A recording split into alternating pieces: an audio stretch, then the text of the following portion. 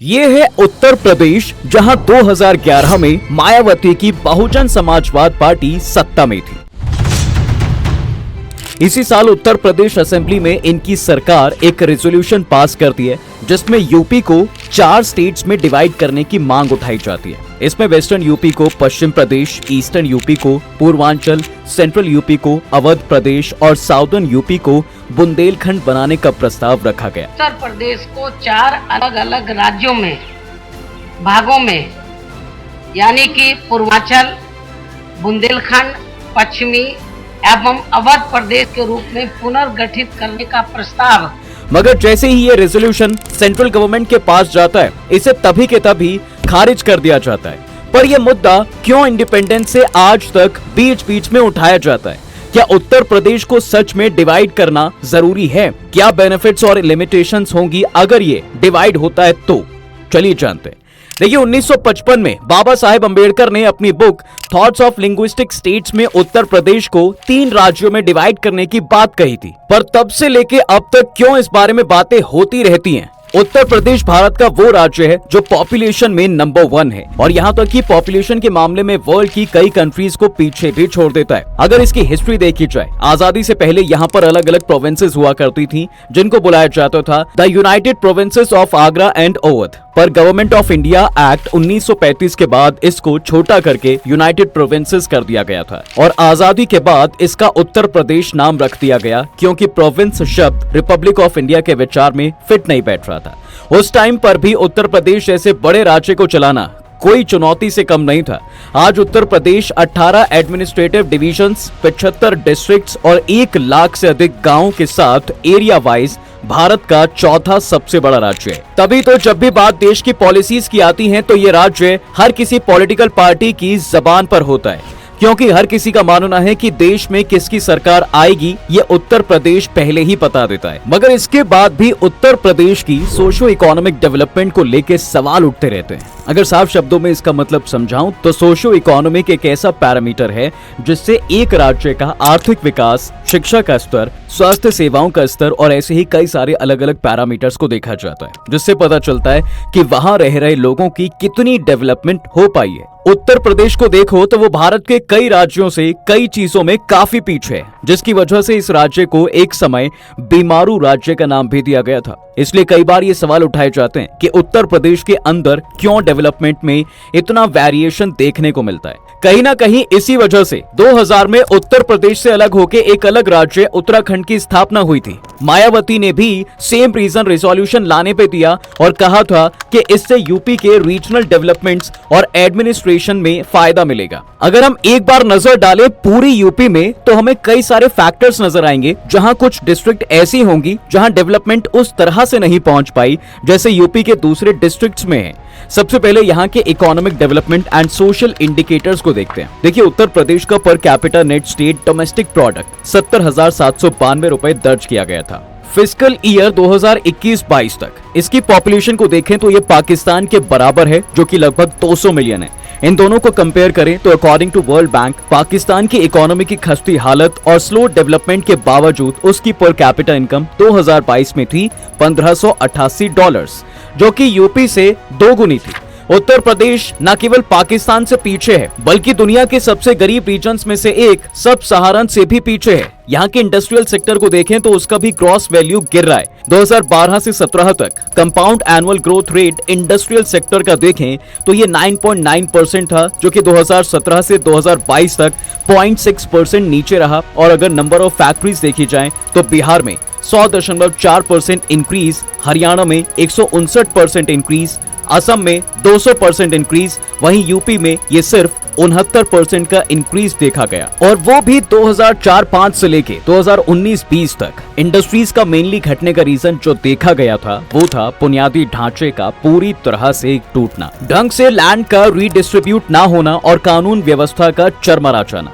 दूसरी ओर गरीबी की बात की जाए तो यहाँ की 23% पॉपुलेशन मल्टी डायमेंशनली रूप से गरीब है। ठीक 2 साल पहले यूपी के 3 जिले बहराइच, बलरामपुर, श्रावस्ती में 70% गरीबी दर्ज की गई और 2023 में नीति आयोग की अगर रिपोर्ट को देखें तो बहराइच में 50% से अधिक आबादी मल्टी डायमेंशनली रूप से गरीब है।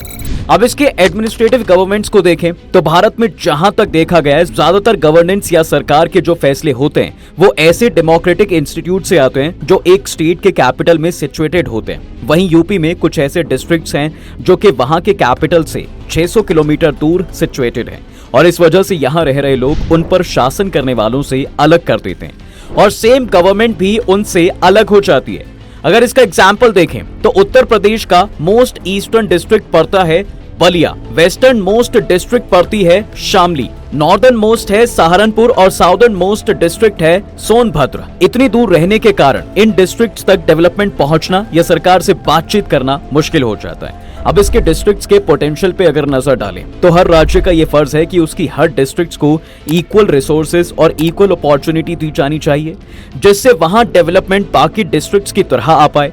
मगर उत्तर प्रदेश इतना बड़ा होने की वजह से वहां के डिस्ट्रिक्ट्स में डेवलपमेंट के नाम पे काफी जगह डिस्पैरिटी देखी गई है। यहाँ रह रहे कुछ लोगों के पास राजनीतिक ताकत नहीं है और इसलिए उनको सरकार की अटेंशन और रेवेन्यूज भरपूर रूप से नहीं मिलते। इनमें से कुछ डिस्ट्रिक्ट्स तक रिसोर्सेज तक नहीं पहुंच पाते और कई जगह तो ऐसी हैं जहां अनप्रोडक्टिव लैंड है, जिस वजह से वहां सोशल डेवलपमेंट में दिक्कतें देखी जाती हैं। इसका एग्जाम्पल अगर देखा जाए तो उत्तर प्रदेश की द वेस्टर्न डिस्ट्रिक्ट्स सबसे आगे है per capita district development product PCDDP और gross district development product GDDP जैसे इंडिकेटर्स में। अगर टॉप 10 डिस्ट्रिक्ट की बात करें तो वेस्टर्न यूपी के बाद सेंट्रल यूपी और बुंदेलखंड का एरिया आता है, मगर वहीं ईस्टर्न यूपी की कोई भी डिस्ट्रिक्ट इनमें शामिल नहीं है। इसके साथ ही उत्तर प्रदेश एक ऐसा राज्य है जो कि सेंट्रल गवर्नमेंट के रिसोर्स पूल पर सबसे ज्यादा डिपेंडेंट है। यूनियन बजट 2023-24 में यूनियन टैक्सेस एंड ड्यूटी से सबसे ज्यादा अलोकेशन 18% उत्तर प्रदेश को मिला और अगर इसको रुपीस में देखें तो ये अमाउंट 1,83,237 करोड़ हो जाता है। वहीं बिहार को सेकंड हाईएस्ट शेयर दिया गया, इसलिए ही साउदर्न स्टेट्स जैसे कि कर्नाटका, तमिलनाडु और केरल अक्सर ये मुद्दा उठाते हैं कि सबसे ज्यादा टैक्स वहां से कलेक्ट करने के बाद भी उनका ये शेयर नॉर्दर्न इंडिया में बांट दिया जाता है। मगर ये तो थे कुछ फैक्टर्स जिनकी वजह से ये कहा जा सकता है कि उत्तर प्रदेश को डिवाइड होना चाहिए, पर इसकी एक दूसरी साइड भी देखें तो इसको डिवाइड करने पर कुछ डिसएडवांटेजेस भी इन डिस्ट्रिक्ट्स में रह रहे लोगों को सहने पड़ सकते हैं। अगर ये तर्क दिया जाता है कि ये इतना बड़ा राज्य है कि इसे एक राज्य की राजधानी से एक मुख्यमंत्री द्वारा गवर्न नहीं किया जा सकता, इस तर्क का विस्तार करते हुए कोई ये भी तर्क दे सकता है कि भारत खुद शासन करने के लिए बहुत बड़ा है। हालांकि कोई भी लायबिलिटी के रूप में भारत के आकार के बारे में बात नहीं करता, इसे हमेशा एक ताकत के तौर पर देखा जाता है।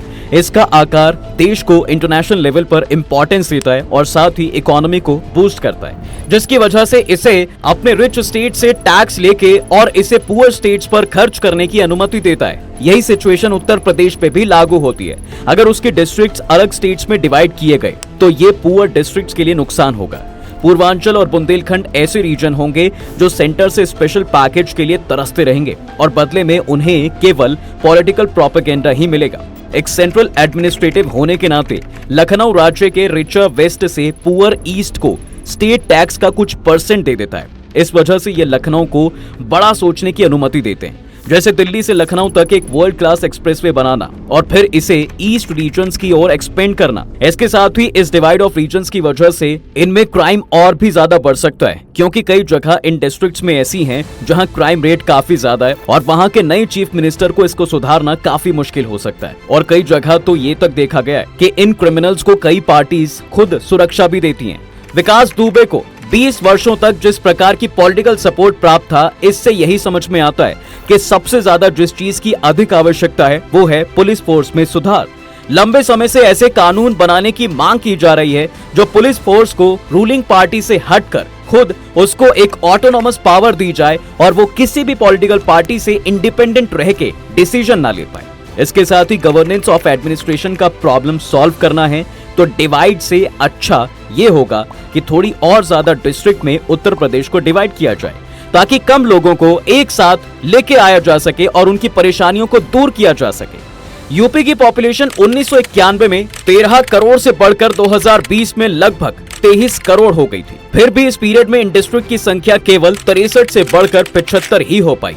एक और सुधार यहाँ किया जा सकता है। जैसे अपने भारत में मुख्यमंत्री बनना एक राजा होने के समान है और उस वजह से शहरों से ज्यादा ये मानसिकता गांव में रह रहे लोगों को दिक्कतें देती है, क्योंकि उनके ओपिनियंस को सुना नहीं जाता। इसके लिए भारत को एक रिवॉल्यूशन की जरूरत है, जहां जिला सरपंच को हेड ऑफ द डिस्ट्रिक्ट बना देना चाहिए, जिससे वो विधायकों और जिला मजिस्ट्रेट से अधिक शक्तिशाली बन पाएगा और अपने डिस्ट्रिक्ट को ज्यादा डेवलप कर पाएगा। मगर आप यहाँ ये सोच रहे होंगे कि ऐसी प्रॉब्लम्स तो हर स्टेट की डिस्ट्रिक्ट फेस करती है, फिर भी यूपी को हमारे देश का सबसे खराब गवर्न स्टेट क्यों माना जाता है?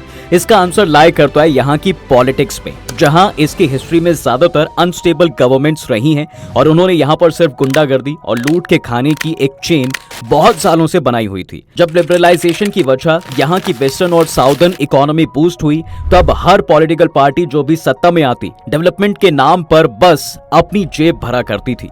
पर अब ये उत्तर प्रदेश पहले वाला उत्तर प्रदेश नहीं रहा है और अब ये बदल रहा है, जब से वहां पर सही सरकार आई है और अब उत्तर प्रदेश धीरे धीरे अपनी इकोनॉमी को भी बूस्ट कर रहा है। इससे साफ देखा जा सकता है कि डिवाइड करने से अच्छा है एक ढंग की सरकार का बनना जो लोगों तक डेवलपमेंट पहुंचा पाए। मगर जो सबसे इंपॉर्टेंट पॉइंट यहाँ एग्जाम्पल से समझ सकते हैं वो ये है कि जो छोटे छोटे राज्य हाल ही में बनाए गए नए राज्यों में उनकी प्रोग्रेस को देखना। डेटा का उपयोग किसी भी तरह से बहस करने के लिए किया जा सकता है। कई लोग कहेंगे कि नए राज्य बनने के बाद छत्तीसगढ़ और झारखंड में बहुत सुधार हुआ है, लेकिन उनके पहले राज्य मध्य प्रदेश और बिहार में भी ऐसा ही हुआ है। छत्तीसगढ़ और झारखंड भूख से होने वाली मौतों तक कई मुद्दों से पीड़ित है। ये तर्क के नए राज्य नागरिकों के लिए बिजली की पहुंच बढ़ाते हैं, राज्य की राजधानी करीब आने के साथ, वास्तव में ये सब आज के डिजिटल एज में लागू नहीं होता है। इससे बहुत बेहतर ये होगा कि अगर हम जिला, तहसील, ब्लॉक, ग्राम पंचायत और नगर पालिका लेवल को कई बेहतर कर दें। हाँ, ये है कि इसे ठीक करना कठिन है, लेकिन नए राज्य बनाने से कई ज्यादा इम्पोर्टेंट और फ्रूटफुल है। ऊपर से यूपी को जल्द ही छोटे राज्यों में डिवाइड करना नामुमकिन है, क्योंकि जनता की ओर से इसकी कोई मांग नहीं है। मगर ये जरूर है कि यूपी के बाहर के लोग 80 लोकसभा सीटों वाले राज्य को नेशनल लेवल पर मिल रहे इम्पोर्टेंस से नाराज तो जरूर है, क्योंकि खुद भारत के प्रधानमंत्री नरेंद्र मोदी को भी ये दिखाने के लिए यूपी से चुनाव लड़ना पड़ा कि वो रीजनल नहीं बल्कि नेशनल नेता है। अब आने वाला समय ही बताएगा कि उत्तर प्रदेश कभी फ्यूचर में डिवाइड होगा या नहीं। तो ये थी दोस्तों एडवांटेजेस और डिसएडवांटेजेस उत्तर प्रदेश को डिवाइड करने की। आपकी क्या राय है, उत्तर प्रदेश डिवाइड होना चाहिए या नहीं? कमेंट करके जरूर बताएं। तब तक के लिए हम आपसे विदा लेते हैं। जल्द हाजिर होंगे एक नए इंटरेस्टिंग टॉपिक के साथ। अगर ये वीडियो पसंद आए तो अपने दोस्तों के साथ शेयर कर दें और हाँ, वीडियो को लाइक करना न भूलें। और अगर आपने हमारे चैनल को अभी तक सब्सक्राइब नहीं किया है तो वो भी कर दें। साथ ही बेल आइकॉन प्रेस करना बिल्कुल ना भूलें, ताकि हमारी वीडियो आप तक जल्द से जल्द पहुंच सके।